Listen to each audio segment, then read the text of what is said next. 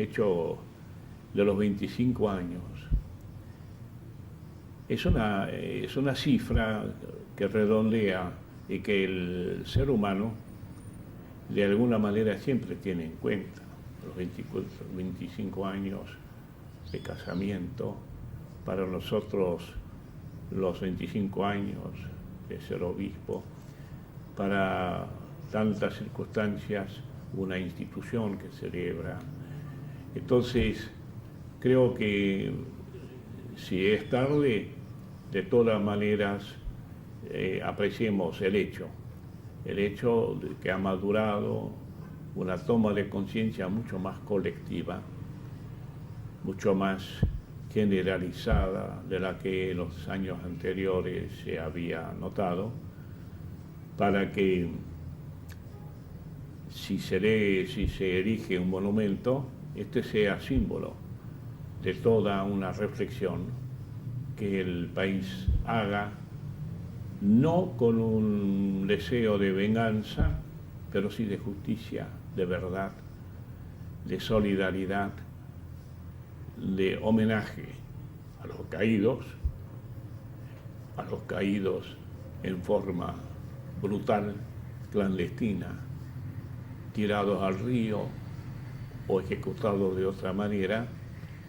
Esto como representante de una generación y como expresión de un país que quiere erguirse sobre sus propios desastres, sus propios fracasos y emerger para salir a hacer un papel protagónico, no como una primera potencia, sino como una nación que tiene dignidad, que tiene respeto a la vida, que salvaguarda a la familia.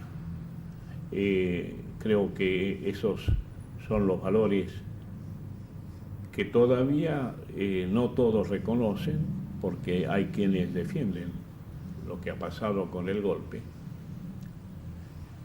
Pero creo que poco a poco esta convicción, esta visión irá ganando terreno, porque se enseña en las escuelas, se enseña en los institutos, hay cátedras de derechos humanos, y entonces esperamos que no de un año a otro, pero en 10 años, esta convicción que ha despertado la memoria se incruste profundamente en el corazón del ser nacional de la mayor parte de los argentinos, deduciendo las consecuencias de brindarnos por una convivencia como corresponde, con vida, con dignidad. También superando lo que la democracia no nos ha dado como correspondía, pero siempre estribando en la democracia, apoyándonos, no claudicando nunca en nuestra vocación democrática, reclamando a la democracia que ejerza sus funciones, su misión, con nobleza, con dignidad, sin corrupción, sin mentiras. Todo eso lo tenemos que reclamar, pero nunca más proceder a poner en el poder o permitir que se apoderen del poder quienes no han sido llamados por la ciudadanía, pero sobre todo cuando me ordenaron obispo el 19 de septiembre del mismo año 76, abrí los ojos anchamente, porque los familiares de los desaparecidos acudieron a mi oficina cuando corrió la voz de que yo los recibía. Se fueron acumulando, no solo de la zona nuestra, de otras zonas también, y a partir de ese momento sí, mi visión cambió completamente, porque estaba en contacto vivo con los que sufrían parte de las consecuencias del régimen instaurado en marzo Y las entrevistas, más que pastorales, porque eran una diócesis nueva, eran sobre derechos humanos. Después, los años siguientes, la diócesis creció y bueno, también entonces se acumulaban los temas estrictamente pastorales en la curia, pero los primeros meses fueron especializados en recibir a familiares. ¿No fue peligroso para usted? Yo miraba siempre a Jesús y al Evangelio y estaba dispuesto a morir. Nunca me dejé guiar por otro motivo. No solo en la oficina he compartido las lágrimas de gente, a veces muy bien colocada en la sociedad, pero cuando estaban a solas conmigo, echaban a llorar como niños, denunciando la desaparición del hijo o de la hija, describiéndome las desapariciones, las fatídicas horas 3 de la mañana, ¿no?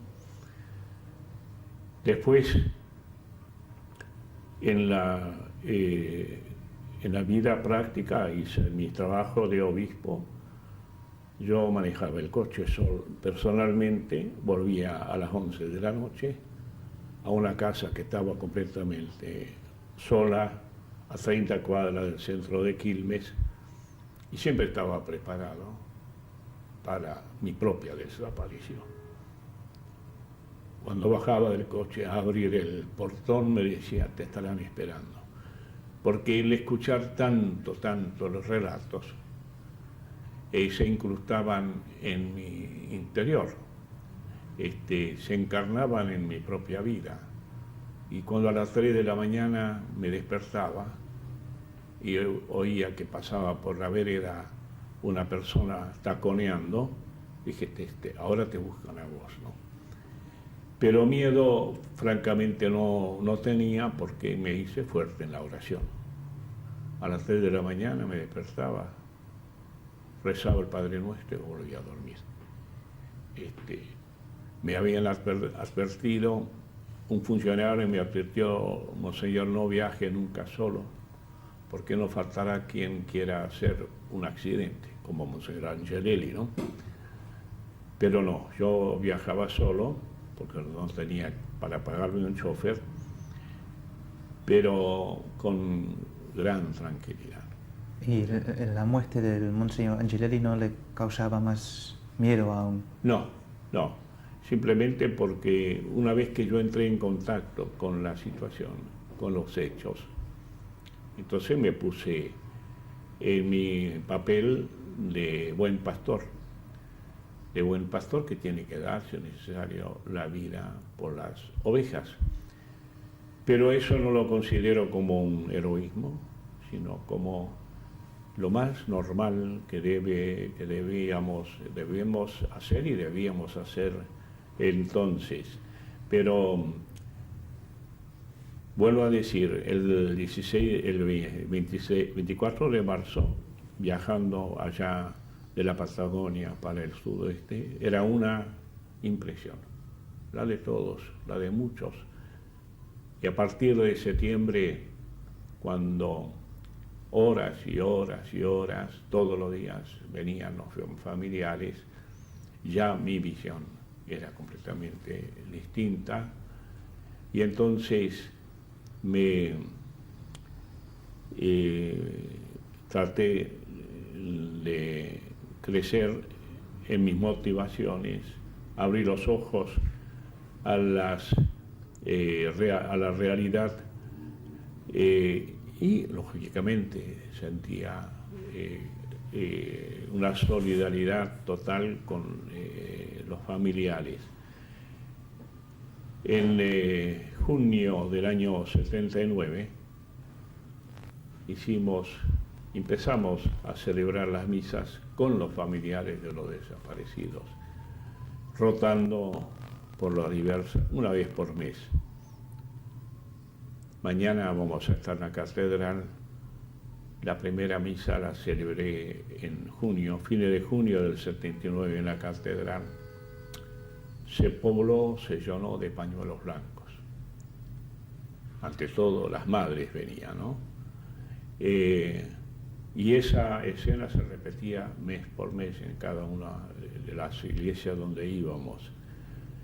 El 70, en la primera misa, no tenía preparado el sermón, pero Dios me inspiró en el momento del sermón, de la homilía. Hice públicamente mi entrega a Dios, ofreciendo mi vida para que se aclarara la situación de los desaparecidos, para que hubiera verdad, información a los familiares. De esa ofrenda nunca me he arrepentido y Dios me la ha mantenido viva también en los años siguientes. De todas maneras, era una oración con los familiares. Un abogado me preguntó después, ¿y usted por qué hacía la misa con los desaparecidos? Dije, no la hacía con los desaparecidos, la hacía por los desaparecidos, pero con los familiares de los desaparecidos. ¿Y por qué lo hacía? Porque ellos me la pedían. Actividad oficial, nunca pude ni quise obligar a nuestra gente a, sí, privadamente, todo lo que querían, pero esas colectas que hacemos en nuestras iglesias por inundaciones, por terremotos, por lo que sea, no se hicieron por los familiares de los desaparecidos, porque automáticamente habría aparecido como compartiendo la causa de los montoneros, del ERP, de los comunistas, como decían. ¿Y la conferencia episcopal tampoco quería eso? Nunca. ¿Se encontraba solo entonces? ¿O? Éramos muy poquitos, ¿no? Yo propuse en la conferencia episcopal, muy al principio, que se instituyera un grupo, una comisión, para abarcar este tema. Incluso proponía que podía ser de justicia, paz, de ecumenismo, de pastoral social, para no crear una nueva comisión. Se sometió a voto, fui totalmente rechazado, ¿no? Se desaprobó totalmente mi propuesta. Entonces, con los que compartíamos plenamente la causa era el Monseñor Jaime de Nevares, obispo de Neuquén, luego Monseñor Esteban Esaine de Viedma, con los cuales sí, nosotros estábamos plenamente de acuerdo de hacer cada uno en lo suyo lo que era posible. Con el MET y algunas otras asociaciones, organizaciones, hicimos ya al final de la dictadura militar algunas manifestaciones en Buenos Aires.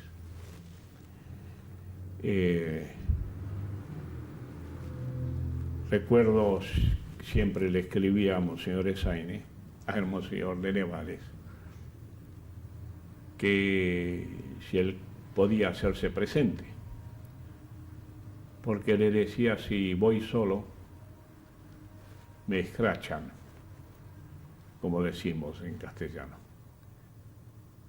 Solo me van a interpretar, me van a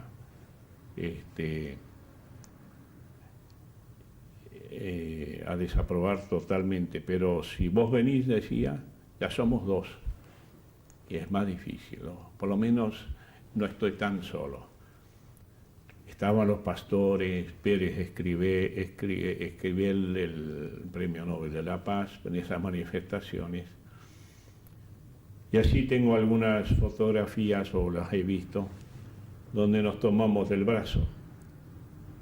De Nevares, Pagura, Pérez Esquivel, Y la escena más emocionante, que no recuerdo el día, el día lo tiene el MET registrado, íbamos a entregar las carpetas con los nombres de los desaparecidos a la Casa Rosada, y habían amenazado que esta manifestación estaba prohibida. No había ninguna manifestación en ese tiempo, ninguna. Nosotros, sin embargo, vimos la necesidad de salir. Entonces salíamos por la calle Libertad, dispuestos a todo, ¿no? A que nos reprimieran. Estaba la policía montada, estaba ahí. Hay fotografías del caso. Y cuando entramos en la Avenida de Mayo, para ir a la Plaza de Mayo, nos emocionó muchísimo ver los balcones llenos de gente, aplaudiendo. Era la conciencia silenciada, pero con una primera señal, despertaba, ¿no? Bueno, eso, vuelvo a decirlo, y Monseñor de Nevares en eso era muy valiente, y en las distancias no lo desanimaban, dejaba sus cosas, le venía a hacer esta manifestación. ¿Qué sentido tenían? Y bueno, gritar con el corazón de que la vida humana es sagrada. Y están siempre animados por una ideología.